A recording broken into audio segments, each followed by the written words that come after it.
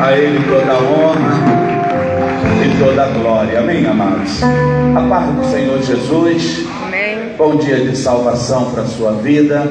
Por gentileza, abra sua Bíblia comigo na carta do apóstolo Paulo aos crentes de Éfeso. Efésios, capítulo de número 6. Último capítulo desta carta, no seu capítulo 6, a partir do versículo de número 10. Efésios, capítulo 6, versículo 10 até o verso de número 13. Louvado seja Deus. Que Deus possa nos abençoar rica e abundantemente. Diz assim a palavra de Deus: no demais, irmãos meus, fortalecei-vos no Senhor e na força do seu poder. Revesti-vos de toda a armadura de Deus, para que possais estar firmes contra as astutas ciladas do diabo. Porque não temos que lutar contra a carne e o sangue, mas sim contra principados, contra as potestades, contra os príncipes das trevas deste século, contra as hostes espirituais da maldade nos lugares celestiais. Portanto, tomai toda a armadura de Deus, para que possas resistir no dia mau, e havendo feito tudo isso, permaneça firme. Palavras do Senhor. Tomai o vosso assento, que o Espírito Santo nos conduza nesta palavra. Igreja querida de Deus, é um prazer muito grande poder estar aqui mais uma vez, ministrando a palavra de Deus, porque a palavra de Deus, ela é lâmpada para os nossos pés e ela é luz para o nosso caminho. O próprio Jesus, ele diz: meditem na minha palavra ou nas escrituras, porque vocês encontrarão nelas a vida eterna, e é ela que dá testemunho de mim. Então nós precisamos ter a palavra de Deus como uma base da vida cristã.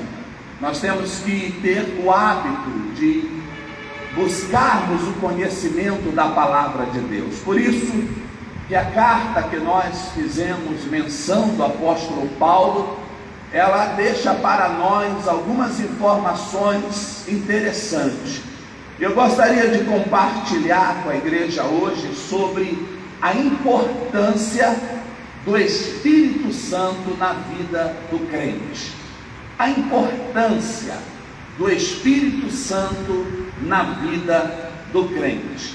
O apóstolo Paulo, ele escreveu essa carta quando ele estava preso em Roma. É chamada carta de prisão. A Bíblia fala, ou seja, a história mostra que isso aconteceu por volta do ano 61 e 62 depois de Cristo.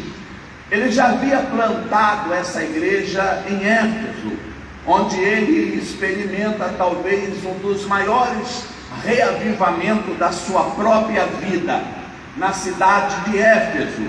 Era uma cidade cosmopolita, ou seja, agregava o encontro de várias cidades. Era um lugar por onde todo mundo passava, e tinha aproximadamente cerca de 300.000 pessoas nesse período.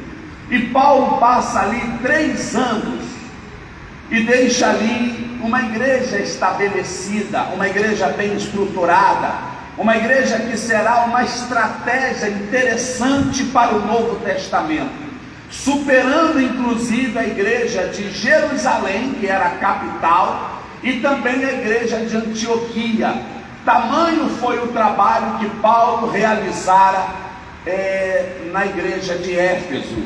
Mostra também que Paulo, durante esses 3 anos, estando ali ensinando a palavra de Deus, houve uma desarticulação da idolatria. Paulo combateu com muita veemência, muita graça, muita sabedoria, a adoração a outros deuses, e houve um resultado muito positivo nesta área. Houve também ali uma crise na área da feitiçaria. Algumas pessoas que praticavam certos rituais tiveram grande dificuldade de continuar exercendo suas funções por causa do crescimento da palavra de Deus. Ou seja, podemos dizer que o apóstolo Paulo fez um trabalho de excelência na cidade de Éfeso.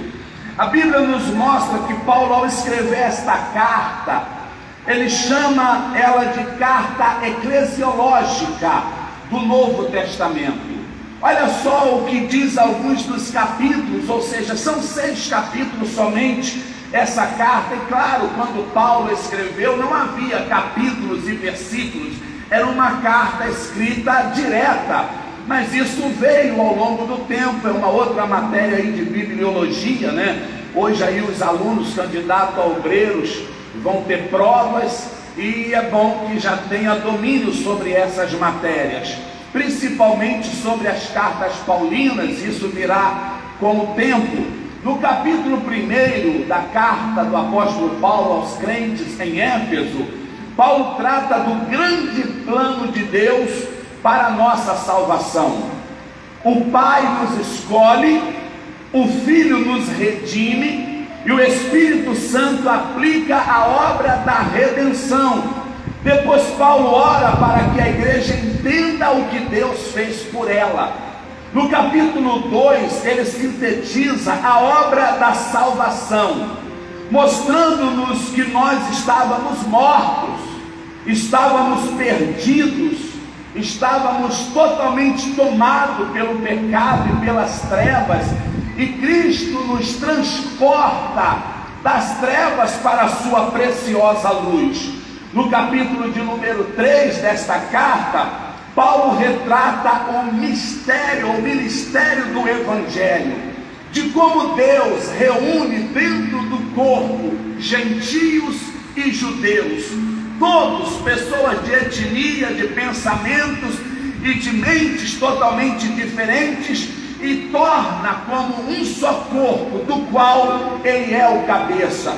E Paulo faz isso mostrando que Cristo, ele tem somente uma igreja. Não a igreja dos judeus, a igreja dos gentios, a igreja dos gregos, dos romanos. Não. Cristo, ele só tem uma igreja, a igreja que adora o Pai, o Filho e o Espírito Santo. Amém, amados? No capítulo de número 4, Paulo mostra o projeto da unidade da igreja. Ele mostra o caminho da santificação. Qual é o destino? Qual é o caminho que a igreja, depois de formada, depois de estruturada, ela deve tomar? E ele aponta para uma vida de santificação, da qual ninguém verá o Senhor. No capítulo de número 5, estou dando aqui somente uma breve explicação do texto que nós fizemos leitura. Ele mostra a necessidade do Espírito Santo ser revelado e buscado na relação da vida cristã diária. O apóstolo Paulo aponta da importância do Espírito Santo na vida conjugal, na relação paternal. Ele aponta a necessidade do Espírito Santo na relação de patrões e empregados. Ou seja, o Espírito Santo na vida do crente, ele tem grande relevância, grande importância, para que em todas as áreas da nossa vida nós sejamos bem-sucedidos. E finalmente, no capítulo de número 6, onde nós fizemos leitura, mais precisamente a partir do verso 10, Paulo diz: quanto ao mais, há uma luta a ser travada, há uma guerra a ser enfrentada, e há um inimigo terrível a ser combatido. E aqui que Paulo mostra para nós a necessidade de nós sermos revestidos pelo poder do Espírito Santo. A ideia aqui é de um presente contínuo. Observa que o texto aponta que o poder de ontem, ele não serve para hoje. A oração de ontem, ela já serviu para ontem. E todo dia nós precisamos ser revestidos do poder do Espírito Santo. É um presente contínuo. Todo dia nós temos que manter uma vida de oração, de santificação. É um exercício diário, assim como a água, assim como o alimento da nossa vida, também é a nossa relação com Deus. O fato de um tempo atrás você ter sido cheio do Espírito Santo, você ter falado em outras línguas, ter tido até visão e revelação, isso não serve para os dias de hoje. Todos os dias nós temos que ser revestidos do poder do Espírito Santo. É exatamente isso que Paulo vai deixar para nós nesta carta que ele envia aos crentes em Éfeso. Uma outra coisa, a vitória do passado não é garantia para o dia de hoje. Não é uma experiência, o poder do Espírito Santo também não é uma experiência mística, algo que acontece quando nós provocamos um determinado acontecimento. Não, isso é relação, isso é vida contínua, isso é compromisso da vida do crente. Então nós precisamos entender, nós vamos deixar hoje aqui algumas razões por que é importante o crente ser revestido com o poder do Espírito Santo. A primeira coisa que nós queremos deixar para a igreja é que nós precisamos do poder do Espírito Santo, porque lutamos contra um inimigo maior do que nós.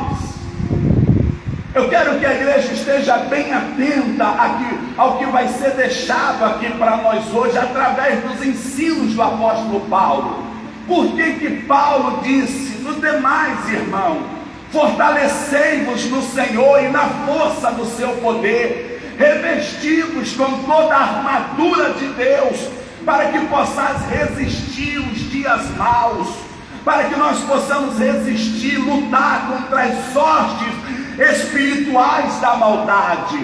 Então, por que o crente precisa buscar o batismo com o Espírito Santo? Precisa buscar o poder do Espírito Santo, precisa buscar uma comunhão, uma relação com o Espírito Santo. E a primeira coisa é essa: porque lutamos contra um inimigo maior do que nós.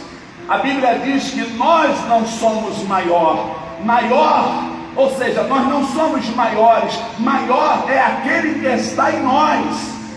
Quando alguém começa a se achar muito grande, quando alguém começa a se achar muito importante, um certo pastor, conversando com um outro pastor, ele disse que o pastor disse para ele: ah, pastor, esse negócio de Satanás, esse negócio do diabo, isso não tem vez comigo. Não, pastor, da minha casa Satanás passa longe. Não, Satanás não pode comigo, ele não me resiste. Irmãos, entendam uma coisa: não somos nós, é a graça de Deus, é a misericórdia de Deus, é a proteção de Deus, é o livramento de Deus. A palavra diz: maior é aquele que está em nós, não somos nós. Nós somos vaso de barro e trazemos dentro desse vaso de barro uma riqueza imensurável, que é a pessoa bendita do Espírito Santo. Mas observa que a Bíblia diz que nós somos barro, nós somos pó, nós somos frágil. Nós temos que buscar o poder do Espírito de Deus para a nossa vida, porque quando nós fazemos desta forma, então nós resistimos, porque nós lutamos. Queira você ou não. Ah, pastor, eu tenho pensamento positivo, eu não ligo para essas coisas. Nós vamos ver no decorrer da mensagem. A primeira coisa é essa. Esse texto, ele revela que o diabo não é um mito. Ele não é algo ilusório. Ele é real. Ele existe. E o apóstolo Paulo faz menção. A própria Bíblia faz menção. O próprio Jesus fez menção. E há quem diga que isso não é real. Esse negócio do diabo é o homem que é ruim. Nós vamos aprender através dessa palavra. Paulo, ele diz no verso de número 12, ele diz: porque não temos que lutar contra a carne, mas sim contra principados, contra potestades, contra os príncipes das trevas. É uma realidade que nós temos que enfrentar. É uma realidade, embora invisível, porque está dentro de uma esfera espiritual, mas ela é real. E a Bíblia adverte que a igreja não tem que vir para os cultos aos domingos só porque precisa de um carro novo, de uma casa própria. Não que Deus não possa fazer isso por nós, não que seja pecado pedirmos essas coisas a Deus, mas dentre vários pedidos que um cristão deve fazer, um deles é esse: é ser revestido pelo poder do Espírito Santo, para que você possa combater contra os príncipes das trevas, para que você possa sobreviver contra as potestades, contra os dominadores, contra as hostes espirituais da maldade, porque caso contrário, muitos são até abençoados, mas chega um determinado tempo que ele perde a bênção, ele coloca tudo a perder: o emprego, a família, a prosperidade que ele recebeu. Por quê? Porque no meio de tantas conquistas, ele se esqueceu de ser revestido pelo poder do Espírito Santo. Teve um teólogo americano, também cristão e filósofo, chamado Francis Schaeffer. Ele disse o seguinte: nós vivemos no mundo em uma casa de primeiro andar. Na parte do redichão vive nós. Aqui nós comemos, nós vivemos, nós andamos, corremos, falamos, agimos, reagimos e sentimos. Essa é a nossa parte, é onde nós vivemos. No primeiro andar é o que a Bíblia chama de regiões celestiais. Ele é invisível para nós, mas não é irreal. Ele existe. E neste mundo invisível, porém real, existem seres malignos, agentes de Satanás, que estão ali 24 horas por dia tentando tragar, tentando destruir, colocando laços, armadilhas em nosso caminho, tentando nos fazer cair, nos levar para diversos tipos de pecado e nos afastar de Deus e da sua luz. E o que Paulo está dizendo aqui é que nenhum de nós consegue vencer estas hostes espirituais da maldade se nós não nos revestirmos do poder do Espírito Santo. Nós estamos aqui no redichão, mas no primeiro andar estão todas as hostes espirituais. É o que a Bíblia fala de região celestial. E ali estão os principados, as potestades, trabalhando, analisando, checando a nossa vida. Então por isso é importante a igreja de Cristo Jesus ser uma igreja madura, uma igreja compromissada com a palavra, compromissada com os cultos. Assim como você trabalha todo dia e você sabe que um dia que você não trabalha, você pode ter problemas. Todos os dias você se alimenta, o dia que você não se alimenta, você pode ter problemas. Também é na casa de Deus. Nós temos que ter nosso compromisso dominical, estarmos aqui sempre, porque isso é obrigação, é o dever de todo bom cristão. porque nós lutamos com o inimigo, que ele, segundo Paulo, segundo a Bíblia, ele é maior do que nós. O segundo ponto, pastor, porque nós precisamos ser revestidos do poder do Espírito Santo, porque lutamos com um inimigo maligno. Preste bem atenção no verso 12, ele diz que o inimigo é príncipe das trevas, uma oposição a Jesus, que é da luz. Não sei se nós podemos compreender, mas vivemos em um mundo onde a maldade humana, ela é elevada a um nível muito elevado, a um nível de maldade tão elevada que muitas vezes nos perguntamos como pode ser capaz alguém de tamanha atrocidade. Como pode um pai fazer tamanha maldade com a filha ou com o filho? Como pode uma esposa planejar a morte do seu próprio marido? Como pode um marido planejar a morte da própria esposa? Como pode filhos tirarem a vida dos próprios pais por causa de dinheiro? Observa que Paulo está dizendo que lutamos com um inimigo maligno.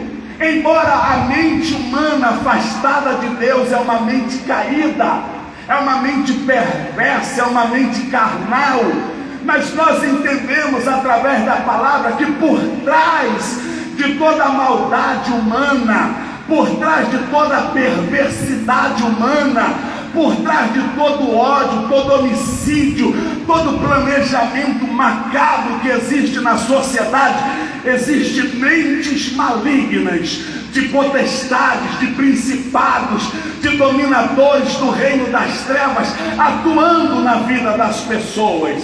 E nós não podemos vencer isso, nós não podemos combater essas coisas se nós não formos revestidos do poder do Espírito Santo. Eu não estou aqui fazendo apologia ao poder do diabo, eu não estou aqui fazendo apologia ao poder das potestades, dos principados, não. Eu estou dizendo que todas essas coisas, todos esses seres, eles só podem ser parados, eles só podem ser detidos quando você é uma pessoa revestida pelo poder do Espírito Santo, porque senão de outra forma você cai, senão de outra forma você não resiste, porque senão de outra forma você não tem como vencer essa batalha.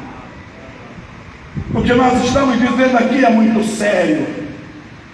Nada é por acaso. Não seja permissivo, aceitando como normal um monte de coisa que acontece à sua volta. É claro que o ser humano tem a sua parcela de culpa, mas existem mentes malignas influenciando, insuflando a mente de uma parte da humanidade para que eles possam exercer situações totalmente assustadoras.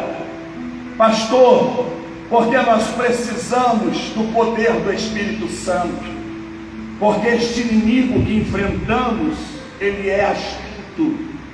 Nós precisamos do poder do Espírito Santo, porque o inimigo que nós enfrentamos, ele é maior do que nós. Nós precisamos, porque o inimigo que nós enfrentamos, ele é maligno, e nós precisamos do poder do Espírito Santo, porque o inimigo que nós enfrentamos, ele é astuto. A palavra para cilada, ela vem de uma linguagem original que se chama metodeia, de onde se origina a palavra métodos, planos, estratagemas, artimanhas. Satanás, ele usa todas essas coisas. E aí que vem uma coisa interessante. Depois de Deus, possivelmente ninguém te conhece mais do que o próprio diabo. Guarda isso.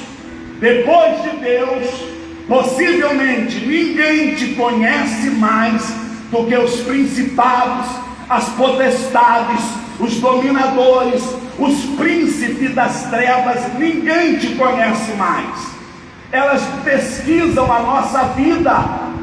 Olha o que o estudioso ele diz: nós vivemos no reguichão, mas no primeiro andar estão as hostes espirituais da maldade. Eles pesquisam a nossa vida, examinam nosso caminho, conhecem nossos possíveis pontos fortes, possíveis pontos fracos. Eles nos sondam. A Bíblia diz que o diabo, nosso adversário, está ao nosso derredor, rugindo como um leão, buscando a quem possa tragar. Aquelas pessoas que têm tendência de serem soberbas, orgulhosas, vaidosas, esses espíritos vêm e eles tomam a vida dessas pessoas.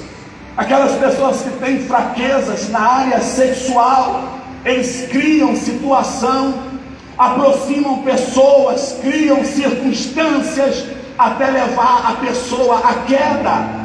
Aquelas pessoas que têm uma fraqueza para dinheiro, ele cria posições, condições, uma oportunidade de dinheiro fácil, enriquecimento rápido, e de repente as pessoas estão totalmente enlaçadas e envolvidas. O diabo tem um arsenal variado de estratagemas, de artimanhas. Para cada pessoa um método, para cada coração uma maneira de trabalhar. Então Paulo, ele não escreveu essa carta aos crentes de Éfeso à toa. Ele disse para os crentes: meu irmão, por favor, revesti-vos do poder do Espírito Santo, para que vocês possam resistir às astutas ciladas do diabo. Porque um crente vazio de Deus, crente vazio da palavra de Deus, crente vazio de uma vida de oração, não resiste.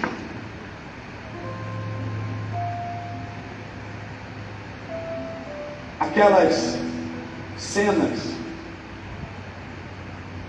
do National Geographic, quando os leões atacam aqueles búfalos, aqueles touros,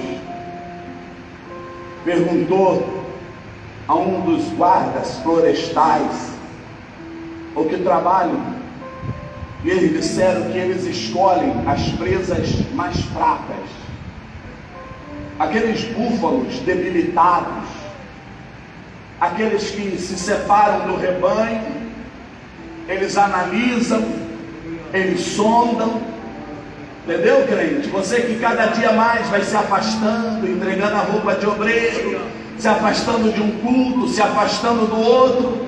Está lá Satanás só observando. Cada vez mais vai se enfraquecendo, vai se ocupando com as coisas dessa vida. Ele está lá só ali na trincheira, observando, analisando, e de repente, quando aquele búfalo vê, está lá os leões, as leoas atacando, e de uma maneira tão feroz que ele não consegue escapar. Assim também é a vida do crente. Satanás vai colocando desânimo, vai colocando desgosto, vai colocando preguiça, vai colocando fofoca, confusão, e você vai se afastando da fé, vai se enfraquecendo, vai deixando de orar, vai deixando de jejuar, vai deixando de vir aos cultos, e ele está só observando. Por quê? Porque depois de Deus, ninguém possivelmente nos conhece tanto quanto Satanás.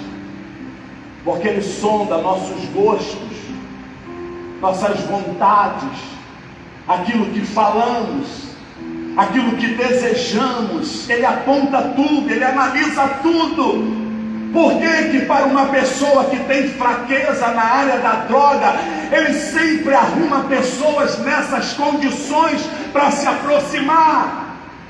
Porque pessoas que têm um certo declínio, uma cobiça exagerada em relação a dinheiro, está sempre se aproximando de pessoas que possivelmente pode arrumar dinheiro fácil. Nada disso é por acaso, porque Satanás é um estudioso, ele analisa, ele pesquisa e ele coloca a isca de acordo com o peixe. Por isso Paulo adverte aos crentes em Éfeso, ele ensina, ele monta a igreja, ele fala da unidade do corpo de Cristo, ele fala da excelência do Evangelho, como Deus, através do seu Espírito, consegue juntar etnias, culturas, judeus, romanos, gregos, todo mundo de uma forma diferenciada em um só lugar, servindo a um só Deus. Paulo fala dessa grandeza. Mas depois ele fala também das potestades, dos demônios. Mas ele usa sempre como chave o poder do Espírito Santo. O problema aqui não é o diabo. O problema aqui não é as potestades, os principados, os príncipes das trevas. Não! O problema aqui é a ausência do Espírito de Deus na sua vida. O problema aqui não é que eles são poderosos, de maneira que nós nada podemos fazer, não. Nós podemos fazer sim. Jesus disse: buscar-me-eis e me achareis, quando vocês me buscarem de todo o vosso coração. Sujeitai-vos, pois, a Deus, resisti ao diabo, e ele fugirá de vós. Tem coisas que nós podemos fazer, e uma delas é essa: é buscar o poder do Espírito Santo na nossa vida. Vamos aplaudir ao nosso Deus.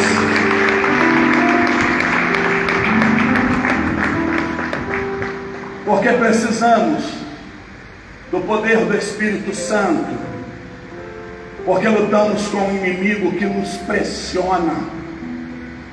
Ele nos pressiona a errar, nos pressiona a desistir, nos pressiona a pecar. Sabe aquele dia que você acorda e tem um ditado popular que diz: é hoje eu levantei com o pé esquerdo? É esse dia. É o dia que nada dá certo. Você vai no trabalho, tem problema no trabalho. Você chega em casa, tem problema em casa. E se você não vigiar, se você não se controlar, se você não se refugiar em Deus e na sua palavra, daqui a pouco você começa a culpar todo mundo. Daqui a pouco o culpado é sua esposa, é seu marido, é seu patrão, é sua empresa, é seu vizinho, é sua vizinha, é sua igreja, é seu pastor. Por quê, pastor? Porque nós estamos enfrentando um inimigo que nos pressiona. Sabe aquele falso amigo que fica no teu ouvido: erra. Ah, não aceita isso. Ah, se eu fosse você, eu enfiava a mão na cara dele. Fica nos pressionando. E se nós não vigiarmos, nós acabamos cedendo, nós acabamos caindo. Por isso o apóstolo Paulo disse no verso 13: para que nós possamos resistir no dia mau. Esse muitas das vezes é o dia mau, é o dia que nada dá certo, que o contrato tinha tudo para ser assinado, mas houve um probleminha. Tinha tudo para você viajar tal dia e não consegue. Tem tudo para receber a promoção, mas ela não sai. Paulo disse que nós devemos resistir os dias maus, porque nós vivemos e enfrentamos o inimigo que nos pressiona. Precisamos entender que nem sempre isso é só coincidência. Paulo nos alerta a respeito desse dia. Se você não estiver revestido do poder do Espírito Santo, então você fraqueja, você entra no jogo de Satanás, você cede e você sofre derrotas terríveis, porque você não se prepara para o dia mau. Porque nós enfrentamos um inimigo que nos pressiona. É chato ser pressionado. É chato quando às vezes vence o aluguel e está lá aquela pessoa te cobrando, te pressionando. Às vezes você está ali fazendo, você não tem paz, você não tem sossego. O inimigo que nós enfrentamos, ele é assim, ele é maligno, ele é estratagema, ele nos pressiona o marido a errar contra a esposa, pressiona a esposa a errar contra o marido, pressiona os filhos a errar contra os pais, pressiona obreiros a viver uma vida fria e afastada de Deus, pressiona pastores a desistir do altar, pressiona crente a desistir da igreja, da fé, de uma vida. Nós enfrentamos o inimigo que nos pressiona. E se nós não nos revestirmos do poder do Espírito Santo, nós não resistimos isso. Porque a Bíblia nos ensina, os ditados populares dizem que água mole, pedra dura, tanto bate até. A mesma coisa é o diabo, ele vai ali pingando, todo dia. Todo dia. Chega uma hora que a gente não resiste. Porque nós precisamos, pastor, sermos crentes, alegres, vitoriosos. Precisamos ter uma boa casa para morar, um bom carro. Precisamos de uma vida financeira sossegada. Mas acima de tudo, nós precisamos ser revestidos do poder do Espírito Santo. Porque nós enfrentamos um inimigo que não desiste. O infeliz não quer. Não desiste. Às vezes, nós temos por hábito desistir, desanimar, mas ele não desiste. Ele chega para Jesus no momento que Jesus está jejuando, no momento que Jesus está orando, no momento que Jesus está em plena comunhão com o Pai. Ele chega para Jesus e trabalha em áreas totalmente necessárias para aquele momento. Ele diz: Jesus, eu sei que você está com fome, eu sei que você está com sede, você já está aqui há muito tempo, você pode transformar essas pedras em pães. Mas Jesus responde: não, porque não só do pão viverá o homem.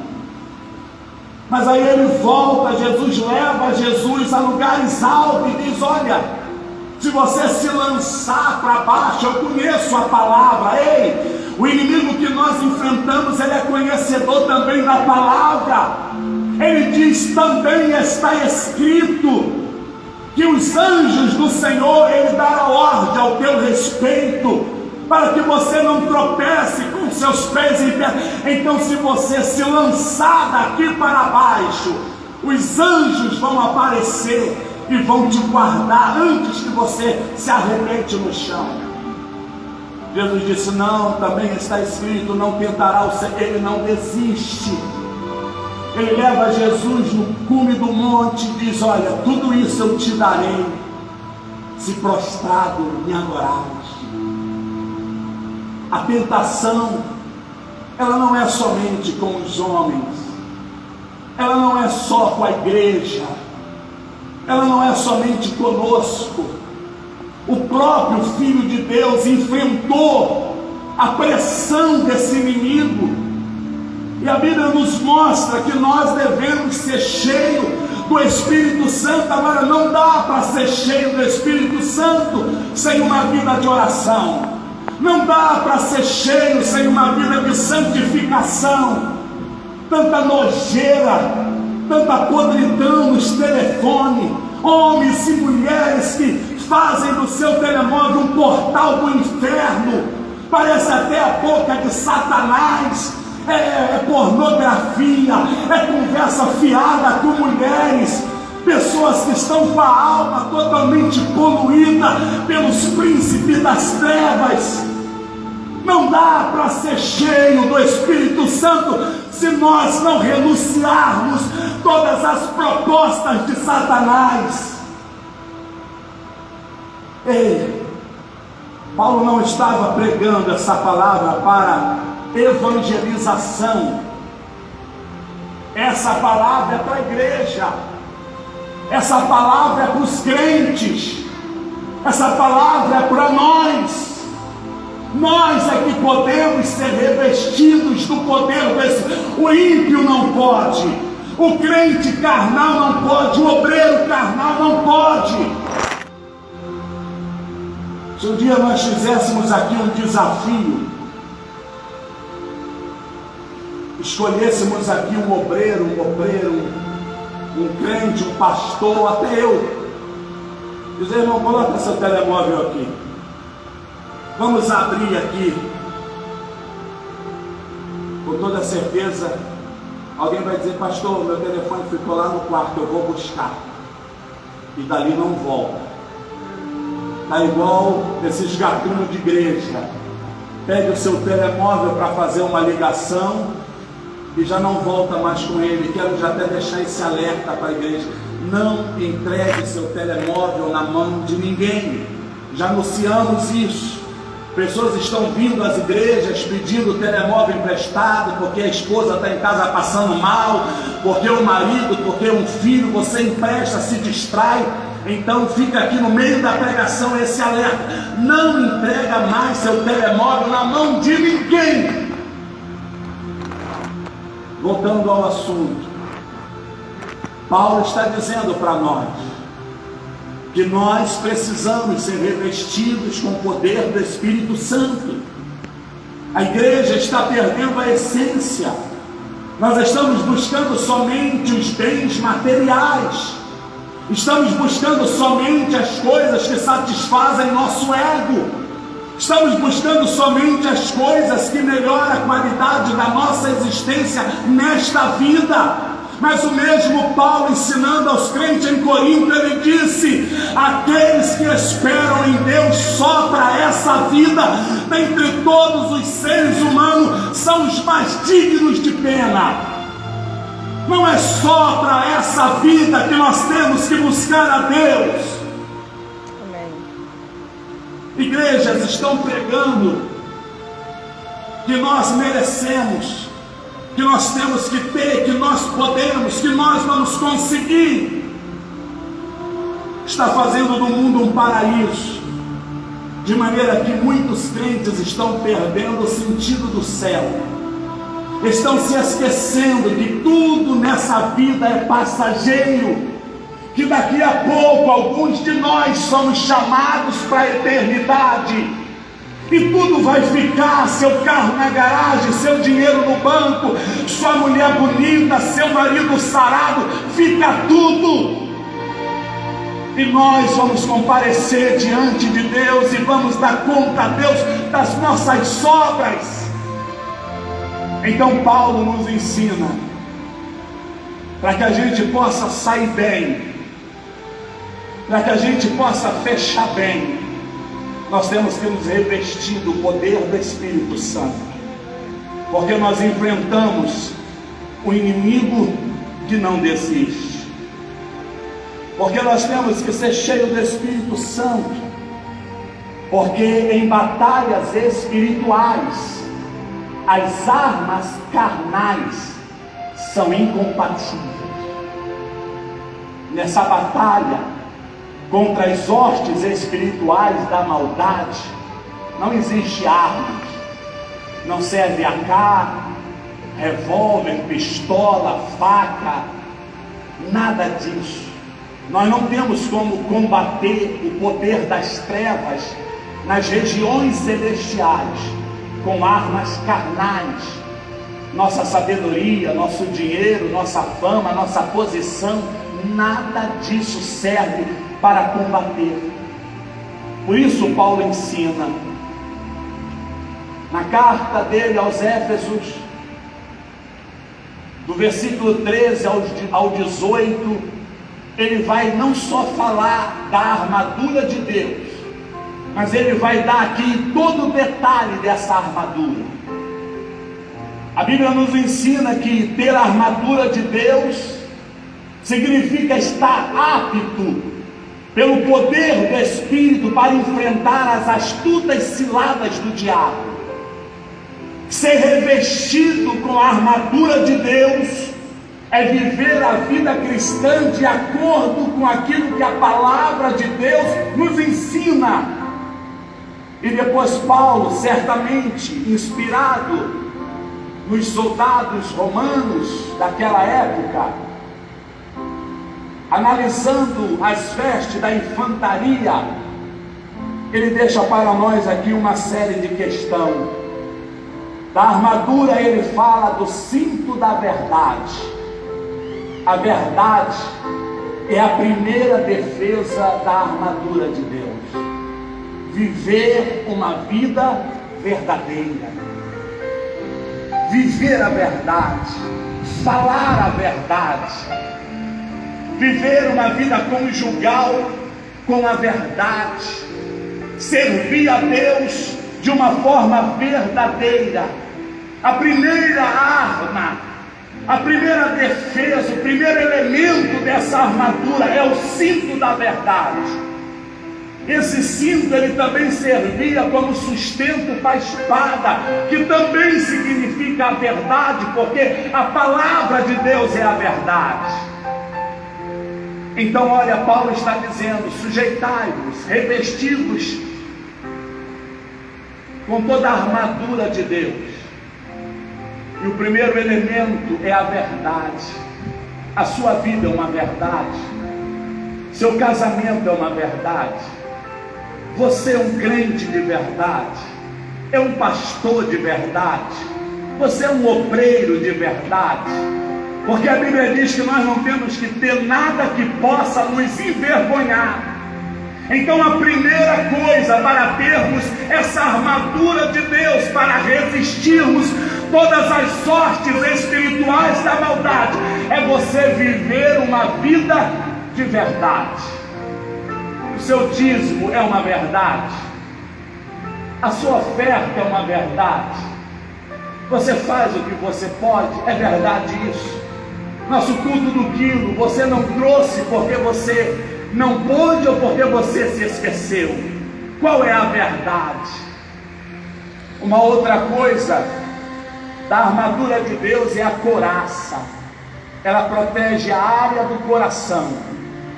A Bíblia diz: de tudo que você tiver que guardar, guarde o teu coração, porque dele procede todas as saídas da vida. E é exatamente uma área que Satanás ataca. Ele ataca as suas emoções. Ele coloca valores errôneos dentro de você. Então a couraça dessa armadura, ela tinha como objetivo proteger exatamente o nosso coração. Porque não importa onde estiver o seu corpo, se lá também não estiver o seu coração. Uma outra coisa, os pés devem estar bem calçados com a preparação do Evangelho.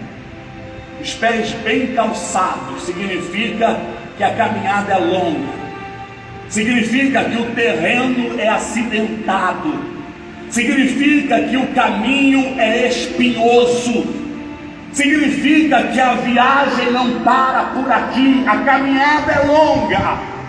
E nós, se queremos continuar servindo a Deus, nós temos que estar bem calçados, porque nenhum bom soldado com os pés feridos, ele consegue lutar bem. E se tem uma coisa que a armadura de Deus nos dá, é uma boa sandália, para resistir todos os acidentes do percurso.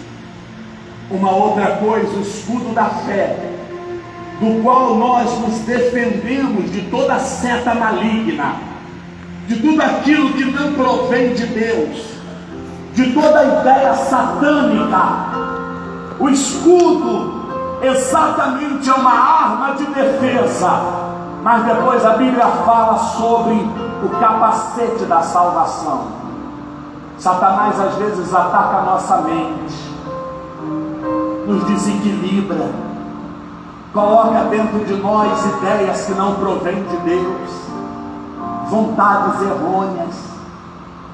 Então entenda a importância de nós nos revestirmos de toda a armadura de Deus. Não adianta nós orarmos para você ser rico, não adianta nós orarmos para você ser milionário, não adianta a igreja ficar dizendo que todos os bens materiais desta vida te alcançarão, se você não tiver todas as armas espirituais para defender as bênçãos que Deus te dá. Por que que tantos psicólogos, sociólogos, tantos homens que cuidam de outras pessoas, estudam o comportamento humano, estão fracassando no casamento, estão fracassando na vida? Porque não tem o capacete da salvação. Satanás toda hora coloca a ideia. Aquele que é inclinado para dinheiro, a ideia de dinheiro. Aquele que é para droga, a ideia de droga. Aquele que é muito voltado para as áreas sexuais, ideias desta maneira. Sem o capacete da salvação, sem a couraça para proteger seu coração, sem o capacete para proteger sua mente, sem uma sandália para que você possa resistir os espinhos do caminho, nós não vamos a muito longe, nós não vamos sobreviver, porque o inimigo que nós enfrentamos, ele é maior do que nós, ele é astuto, ele é maligno, e nós temos que entender. Depois a Bíblia fala da espada do Espírito, que é a palavra de Deus. Nós precisamos combater as ideias errôneas. Nós temos que declarar a vida vitoriosa para os nossos filhos, nossa casa, nossa família, nosso ministério, para nós mesmos. Enchermos a nossa boca de palavras de fé. A espada do Espírito é a palavra de Deus. Eu posso todas as coisas naquele que me fortalece. O Senhor é quem me guarda, é quem me livra, é quem me abençoa. Eu vou vencer, eu posso resistir a essa tentação, eu posso resistir a essa fraqueza, porque a palavra de Deus, ela diz: sujeitai-vos a Deus, resistir ao diabo. Eu posso, eu vou conseguir, porque Deus está comigo. Se nós não combatermos, não falarmos, a igreja de Cristo vai ser uma igreja ferida, vai ser uma igreja defeituosa. Não adianta nós estarmos aqui bem bonitinho, roupa bonita, Bíblia bonita, conversa bonita, aparência bonita, mas a nossa alma, nosso coração, a nossa mente está totalmente influenciada pelos espíritos malignos.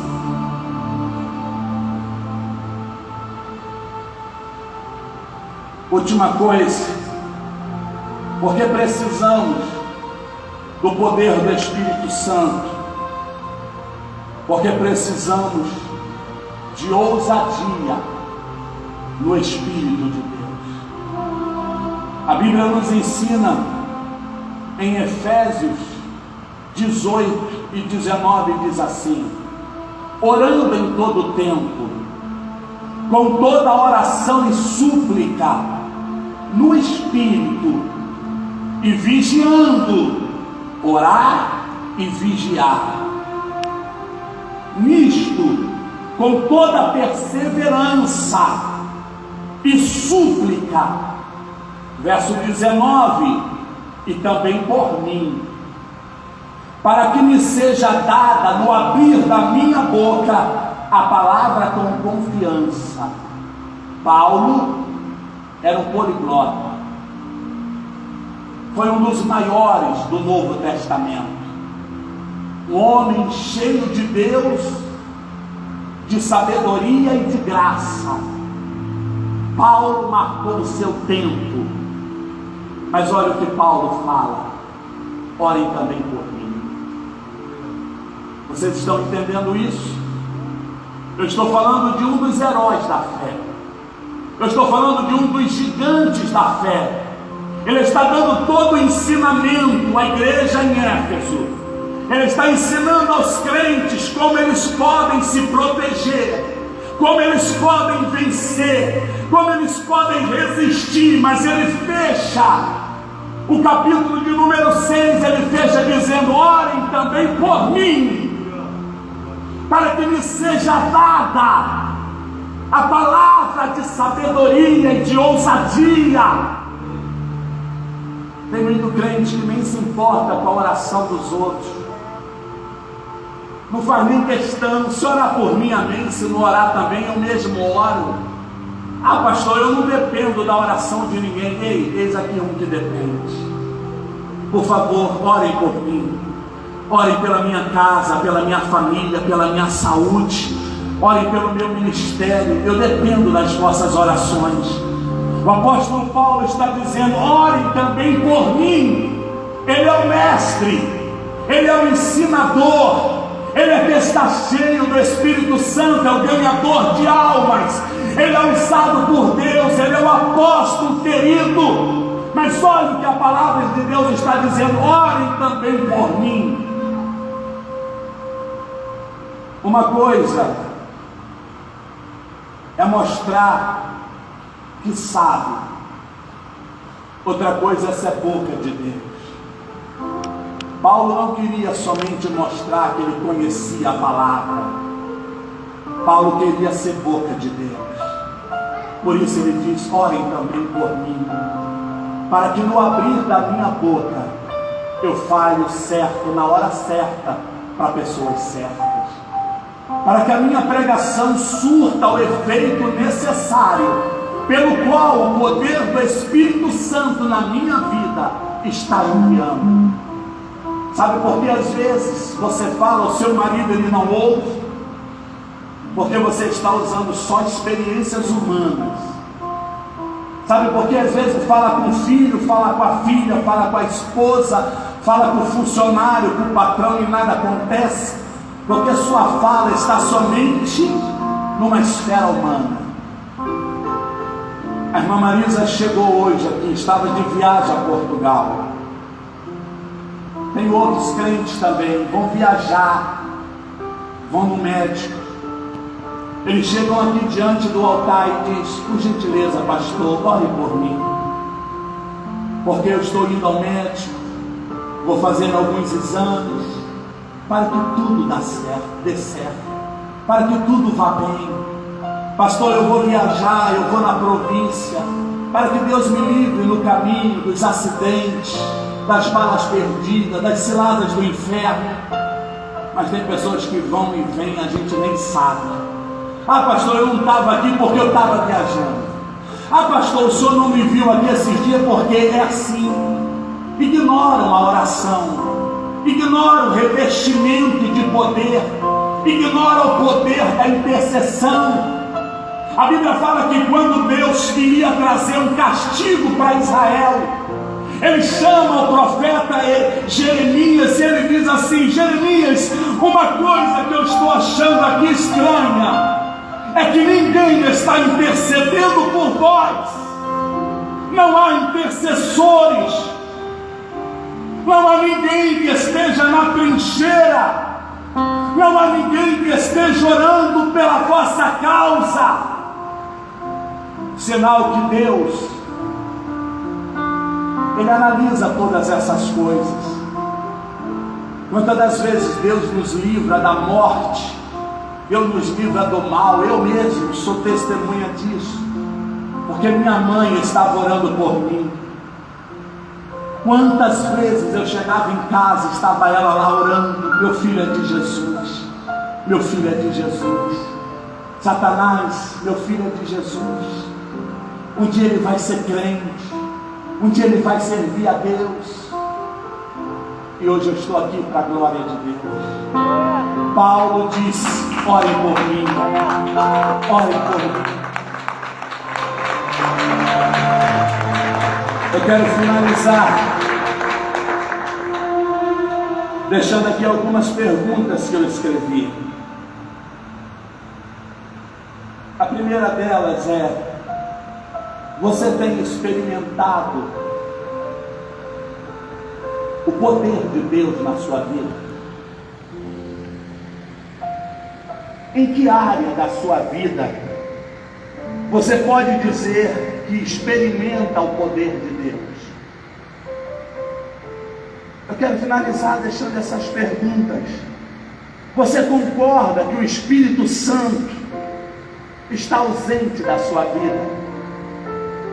E por último, em que área da sua vida você está precisando desse poder? Em que área?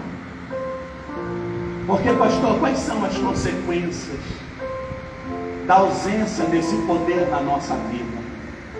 É que culto após culto, domingo após domingo, anos após anos, campanhas após campanhas, propósitos após propósitos, a sua vida está estagnada, ela está parada. Hoje eu não vim preparado para fazer barulho, hoje eu vim preparado para mexer com você. Você tem certeza que o Espírito de Deus está atuando na sua vida? Em que área você pode subir nesse altar e dar testemunho e dizer: pastor Daniel, eu tenho bebido dessa água, eu tenho visto o poder maravilhoso do Espírito Santo de Deus agindo no meu casamento, agindo na minha vida financeira, na minha vida profissional. Em que área da sua vida você está dando testemunho? Porque senão, hoje, nós precisamos tomar uma decisão. Vamos nos colocar de pé em nome do Senhor Jesus. Nós precisamos tomar uma decisão. O apóstolo Paulo, ele ensina que nós precisamos nos revestir do poder do Espírito Santo e usar toda a armadura de Deus. É toda, não é só a couraça da justiça, não, é também o capacete da salvação. Não é só o capacete, mas também a sandália do Evangelho. Não é só o escudo da fé, mas também é a espada do Espírito. Paulo está dizendo para você que é um cristão verdadeiro, você deve estar revestido com o poder do Espírito Santo, e você deve se vestir com toda a armadura de Deus, para que você possa resistir os dias maus, para que você possa lutar contra as hostes espirituais da maldade. Então, em nome de Jesus, nós vamos orar aqui 2 minutos apenas. Mas existe uma questão. O escudo, ele nos protege contra algumas ciladas, contra algumas flechas, contra alguns dardos inflamados do inimigo.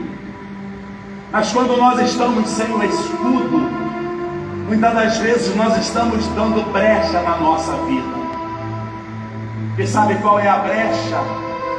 Que aquele Satanás, que é estratagema, que é detalhista, que te conhece, ele vai atuando na sua vida, é onde tem brecha. Então, em nome de Jesus, faz uma aliança com Deus. Diga a Deus: o meu telemóvel será para a tua glória. Meu telemóvel será, Senhor, para atender grandes contratos de serviço nessa nação. Meu telefone, Senhor, vai ser para mim falar com minha esposa, com meu marido, com meus filhos, com meus pais. Meu telefone, a partir de hoje, está deixando de ser um portal do inferno para ser uma ferramenta de bênção na minha vida. Talvez você saia do trabalho e passe em algum lugar impróprio. Talvez você está enrolado nas amantes.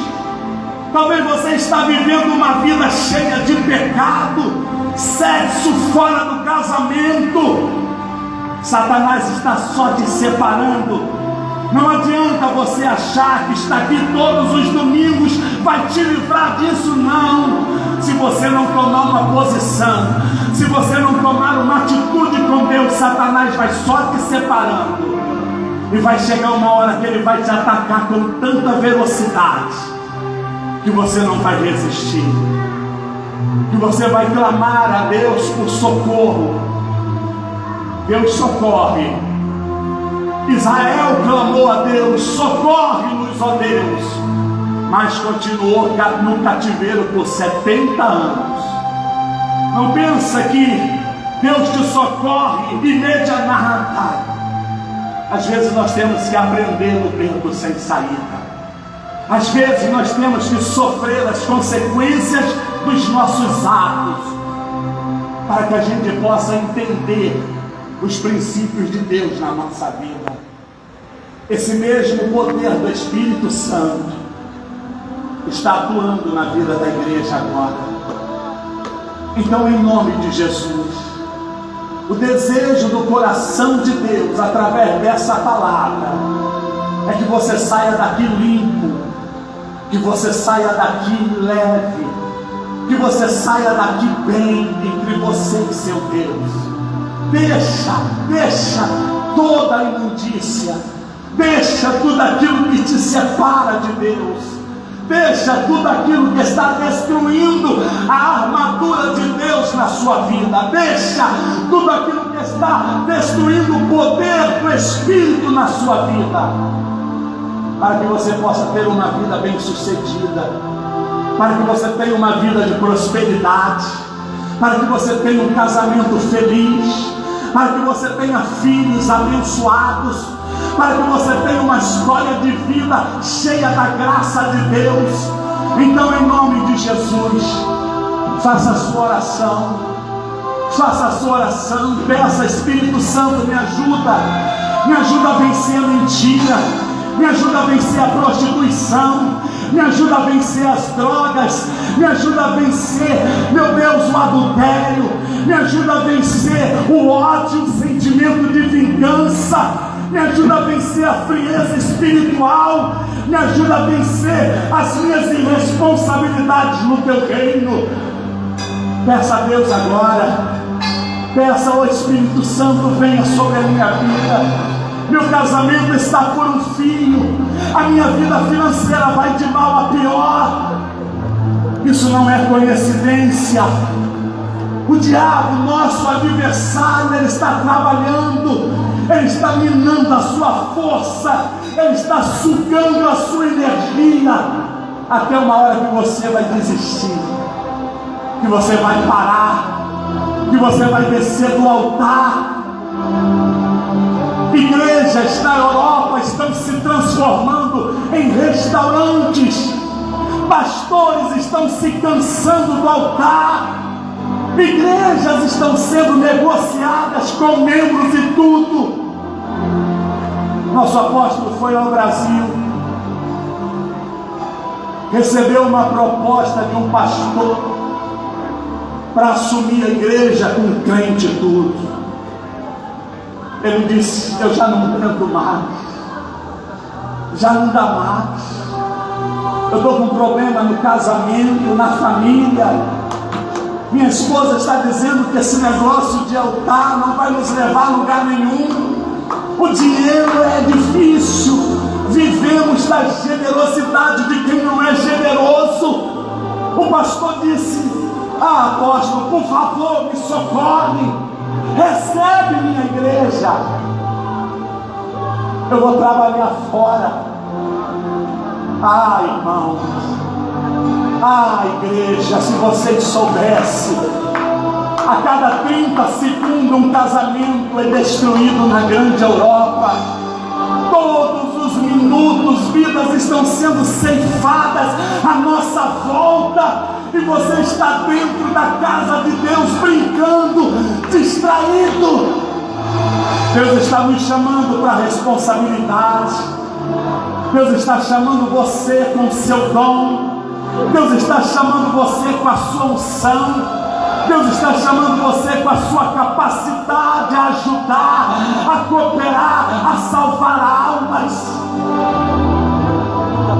Então, em nome de Jesus, ore a Deus, ore, diga: Espírito Santo, eu estou mal, eu estou vazio, eu não tenho força para orar, eu não consigo mais jejuar, eu roubo ó Deus, nos dízimos e nas ofertas. Eu poderia estar ajudando a igreja do Senhor a crescer, a ir para a rádio, a ir para a televisão. Eu poderia estar ajudando a obra de Deus a abrir novas igrejas. Mas o meu coração, sem que eu percebesse, ele se tornou avarento, ele se tornou egoísta, e tudo que eu tenho é meu. Deus está te convidando a mudar de vida.